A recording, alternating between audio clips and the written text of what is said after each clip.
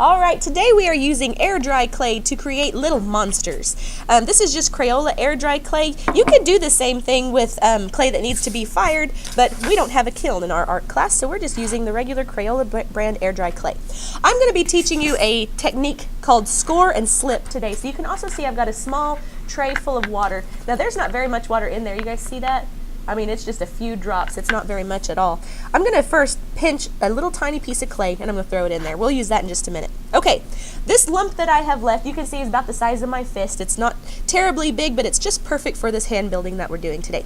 We're going to pull a piece of it off, and this is going to be for our body parts. We're going to leave that aside. I might add a little bit more to it. Okay, what's left, this is going to be our monster's body. And we're going to start by just rolling it up into a ball. Now, the thing with air dry clay is that it dries in the air, okay? So the more you play with it, the more it starts to dry out. So really, you want to just sculpt it and be done with it. You can't stop and start over too many times or it will kind of start to ruin it. Okay, so that's my monster's body right there, that little ball. Now this lump is going to be for the body parts. So let's say that I want to give my monster a great big eye. I'll just roll it up in a ball, and there's no rules on monsters. You can make them have 10 eyes or 1 eye or whatever. I'm just going to put one big eye, I think, on my monster.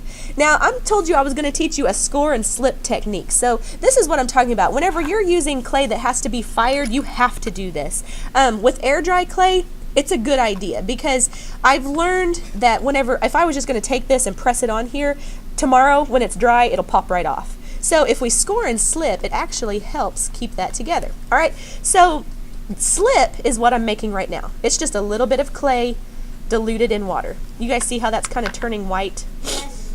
All right, so I just took, it was a tiny pinch of clay. It really wasn't very much to begin with. It's not very much water. And I'm using an old dumpy brush for this because I don't want to use my good brushes on this because clay is basically dirt. You know, you're getting it real dirty.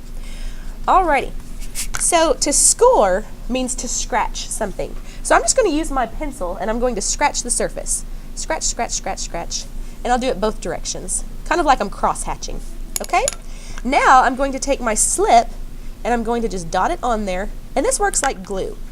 Alright, now I can use that circle that I made earlier and press it in place. And that will make my eyeball.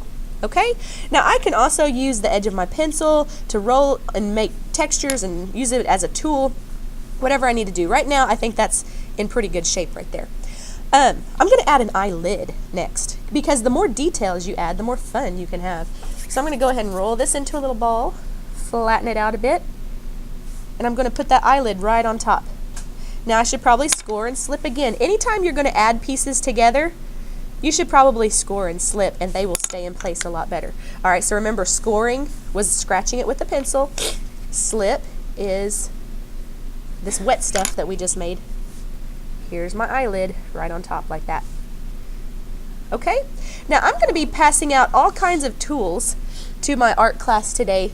We've got lots of clay tools. Some are ridged on the edge, some are sharp where you could cut things, and some are just like simple straws and things like this. Now what I like to use straws for is just making circles. Watch this. I could do like that. There's a nice little pupil. Okay, I could even take, maybe I'll use the edge of this one since it's nice and sharp. Maybe I'll put some dots around my little eyeball just to give it some more texture. And really, there's no right or wrong way to design a monster. Nobody says what a monster really looks like, okay? All right, so there's that. Maybe I want to add some feet to my monster now. And feet can look like anything you want them to. I'm going to start with the ball, and I think I'll flatten it out a bit. Really, you want your clay to be about 1/4 inch deep. And I think if you look at your pinky fingernail, that's about as thick or as thin as you want to get. Okay, I wouldn't get any thinner than that. Okay, so let's see. I think I'm going to cut out a little shape like this. And maybe I'll make some toes in there like this. Does that look like some good feet? Yeah. All right, so I'm going to use some of my tools to get in there and kind of round off those toes a bit. And you guys can add as much detail as you want on these things. All right, so what should I do to attach here? Do I need to score and slip again? Yes. Yes. Yes. All right, so I'm going to score and slip. If this was the kind of clay that needed to be fired, like earthenware or stoneware, and you didn't score and slip the right way, it would explode in the kiln. So it's actually really good practice to get into, even when you're using air dry clay. All right, so I'm gonna pull that up off the table. Let's see what we got so far. All right, so we've got a fun little eye. We've got some feet that are attached on there, nice and strong.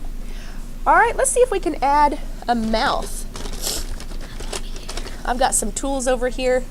But this just looks kind of like, almost like a little plastic butter knife or something. But this is a real easy way to make a mouth. I'm going to push it in there, give it a little wiggle, and open it up. Hello! There's my mouth. Hello! Okay, now I could continue adding hair and arms and anything like that on here that I wanted to. You can see that this one that I did before, I kind of turned him into a troll. I've added a little tongue, he's got nostrils. Now he actually had 2 eyes. There's some hair right here. I've added arms, even a little booty if you want to. Okay, so there's all kinds of things that you can add to your monster. Now there is one last thing that I do need to tell you to do.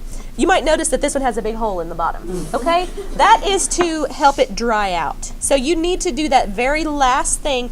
Hold it gently in your hand and just take your pencil and stab it in there. Give it a little wiggle like that, okay? If you don't do that, it'll kind of dry out unevenly, and you might have pieces that start to crack off and they'll break and it'll be real crumbly. But if you go ahead and add that hole in there, it helps the whole thing dry out more evenly, and it will not fall apart on you next time whenever we get ready to paint these. Okay, so that's how you sculpt a monster out of air dry clay.